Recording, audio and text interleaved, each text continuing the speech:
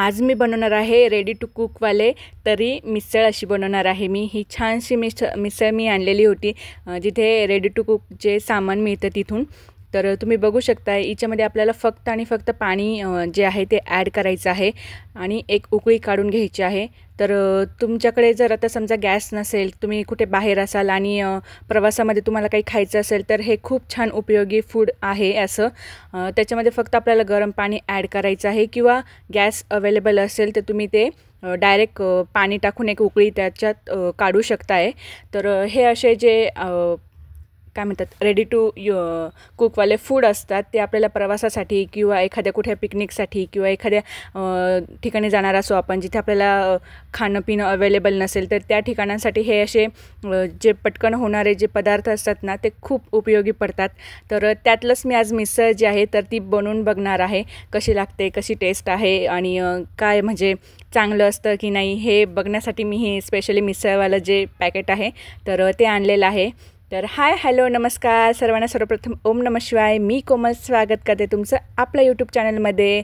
तर बघू शकताय मी इथे आता पॅकेट जे आहे ते ओपन करून घेतलेलं आहे आणि त्यातलं जे पण सगळं मटेरियल आहे ते बाहेर काढून घेतलेलं आहे। पूर्ण भाजी जी असते ती बनवलेली आहे आणि याच्यामध्ये आपल्याला फक्त पाणी टाकायचं आहे। तर त्यांनी इथे बॅक साईडला जे डिस्क्रिप्शन असतं त्याच्यामध्ये दिलेलं आहे आपल्याला किती पाणी ॲड करायचं आहे। तर एका पॅकेटसाठी आपल्याला 600 ml म्हणजे साधारण 1 ग्लास इतकं पाणी जे आहे तर ते ॲड करायचं आहे। अकॉर्डिंग युअर थिकनेस, तुम्हाला किती थिक पाहिजे किंवा किती पातळ हवी ग्रेव्ही तर त्याच्यानुसार तुम्ही पाणी जे आहे ते ॲड करू शकताय।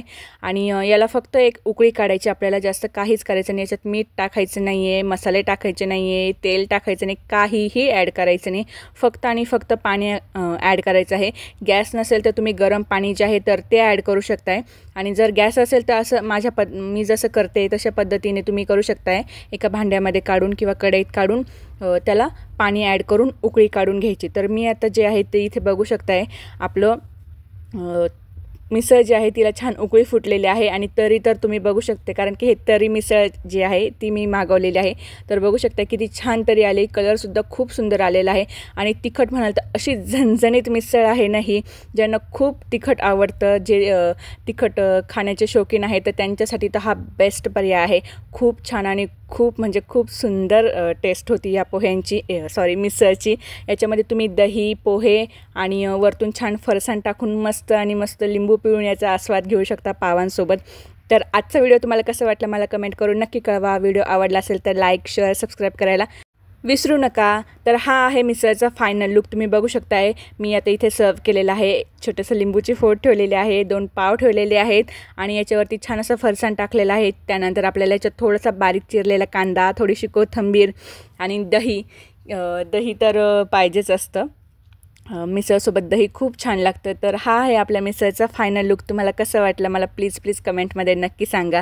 तर चला भेटूया या शॉर्ट नोटवरती पुढच्या व्हिडिओमध्ये, तोपर्यंत सगळ्यांना बाय।